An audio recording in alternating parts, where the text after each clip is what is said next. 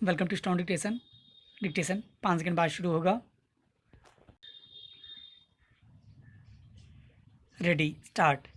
सभापति महोदय, मैं आपका आभारी हूँ कि आपने मुझे बोलने का अवसर दिया।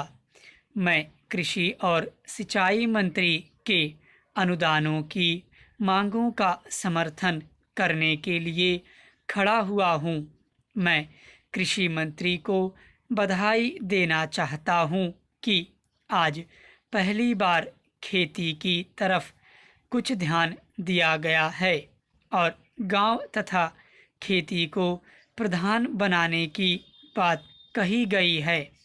वैसे गांधी जी पहले भी कहा करते थे कि गांवों को प्रधान बनाने से ही देश की उन्नति होगी।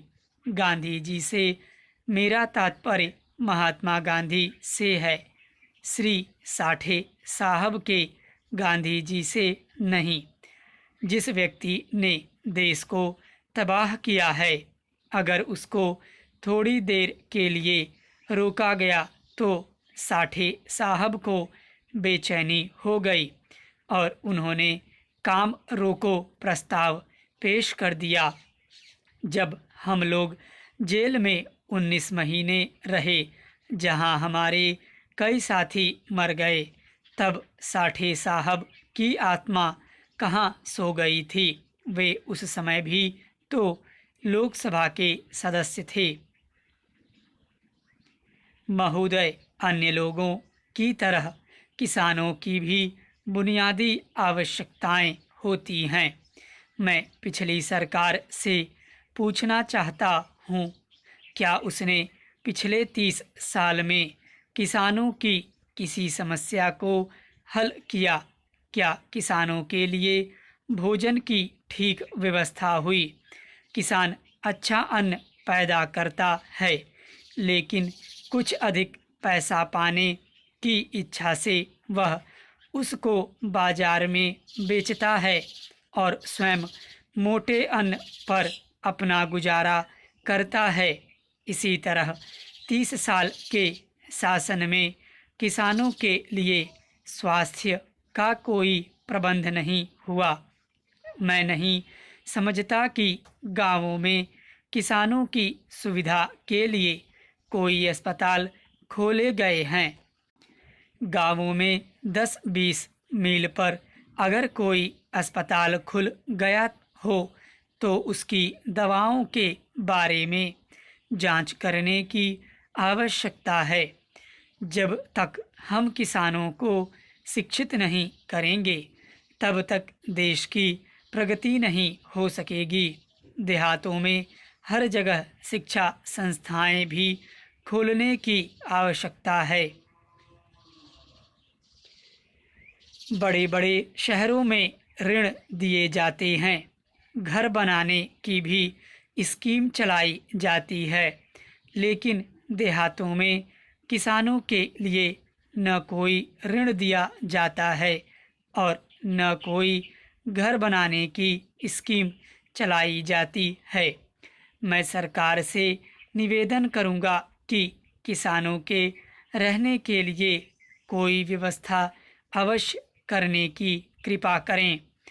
कपड़े भी उनके लिए समस्या होती है। किसान सारी रुई अपने खेतों में पैदा करता है, लेकिन उसको कपड़ा सही दाम पर देने के लिए कोई ठीक व्यवस्था नहीं है। दुकानों पर जो कपड़ा उसे मिलता है वह ऊंचे दामों पर मिलता है, इसलिए कुछ ऐसी दुकानें खोली जाएं जिन पर जो लोग रुई पैदा करते हैं उनको उचित मूल्य पर कपड़ा दिया जाए। न्याय की व्यवस्था भी किसानों के लिए होनी चाहिए। पंचायतों को कुछ अधिक अधिकार दिए जाएं और उनको आदेश दिए जाएं कि लोगों को अच्छे से अच्छा न्याय दें। किसानों के लिए कोई सुरक्षा की व्यवस्था भी नहीं है। जो रक्षक हैं वे भक्षक बन जाते हैं। ऐसे कैसे देश बढ़ सकेगा?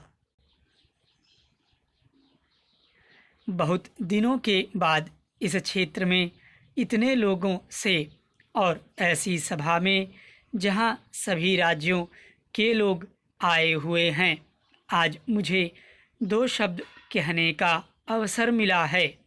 इस प्रकार की सभाओं में बोलने का अभ्यास कई वर्षों से बिल्कुल छूट गया है और मेरी समझ में नहीं आता कि मैं आजकल जो सभी स्थानों में कहा करता हूँ वह कहूँ या जिस प्रकार की बातें पहले कहा करता था उस प्रकार की बातें कहूँ। उन दिनों और आज के कहने करने के ढंग में तथा और विषयों में भी बहुत अंतर पड़ गया है। यद्यपि मौलिक विचारों में कोई अंतर नहीं है। मैं यह मानता हूँ कि अब जबकि इस देश के राजकाज का अधिकार लोगों के अपने हाथों में आ गया है, तो हमको उस अधिकार को समझकर बरतना है। और जब मुझे कहीं यह शिकायत की जाती है कि आज की सरकार यह नहीं करती अथवा वह नहीं करती, तो मैं लोगों से यही कहा करता हूँ कि जिस देश के लोग जैसे होते हैं वहाँ के लोगों की यदि अपनी सरकार हो तो वह सरकार भी उन लोगों जैसी होगी। और यदि सरकार में कोई दोष है तो जिन लोगों ने उस सरकार को बनाया है शायद उन्हीं लोगों में दोष होगा जो सरकार के कामों में प्रतिबिंबित होता है।